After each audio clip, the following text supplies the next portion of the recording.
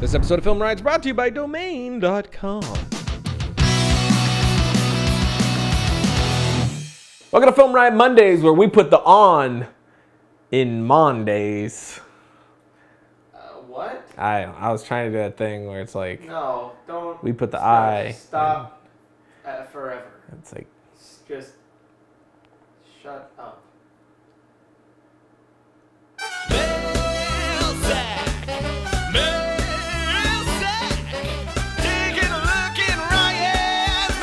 first question, will you ever bring Film State back? We definitely want to bring Film State back. There are no plans when we're going to do it, but we definitely are going to do it at some point. It's just we're focusing on other things right now, building out Film Riot variant and our other projects like short films and whatnot. Once we get some more wheels a-turning, Film State will return in full glory.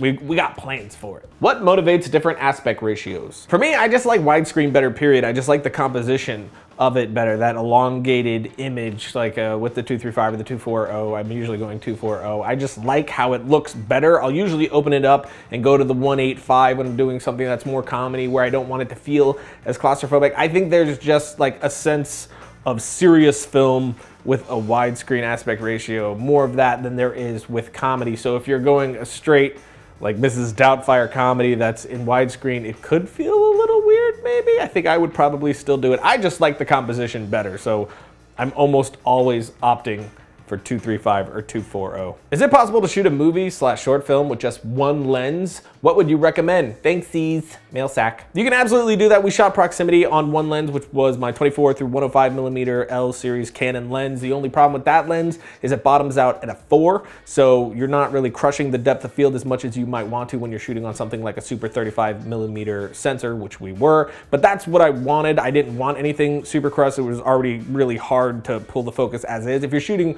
on a full frame, 4 is pretty much as low as you're usually going to want to go. Otherwise, pulling focus is going to be extremely hard. When we shot Adobe in the Frog, we had 2 Canon Cinema Zoom lenses, but I really only used one the entire time to shoot that entire thing, which is what I prefer to do when we're really running gun and we have such a small crew, is you use a zoom lens, throw that on the camera, and then you never have to swap lenses. If you can get a lens that has really beautiful glass in it to where it's great from the front to the back of the lens, that is the preferred method to go with. So yes, you absolutely can. I would go with a zoom, and I would go with one that had good glass inside of it. What do you think of quadcopters? I think they're great, of course. It's another technology for filmmakers to be able to use and utilize. I mean, it's not exactly like a helicopter shot, but it's pretty darn close, but for like 1/10 of the cost. So I think the stuff that you could do with it now, it's just beautiful. I mean, just technology as a whole across the board is really squashing down for us low budget people to where we can get our hands on tools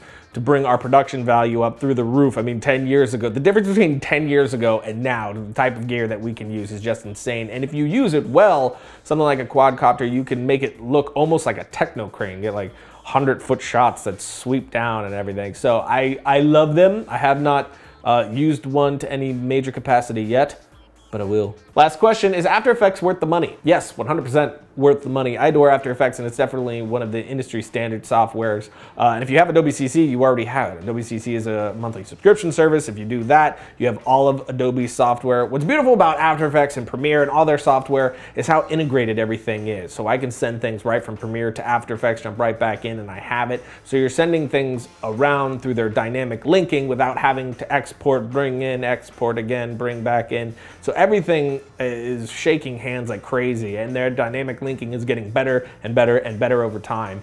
So it's really invaluable stuff. I mean, I can have people working on After Effects on something that's in my Premiere project, they click save and it shows up there.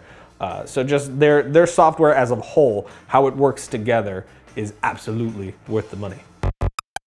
Domain.com is a place to go if you're trying to get yourself on the internet. If you want people to see you, you need a website, which means you need hosting. You need a hosting service that's reliable and affordable. You need a domain discovery service to help pick the right name for you. And when you use the coupon code FilmRiot at checkout, you get 15% off your domain name and web hosting. When you think domain names, think domain.com. Don't do that. I got facial hair. That's gonna hurt so bad. No more talking. Now I gotta take this off. It's gonna rip my head.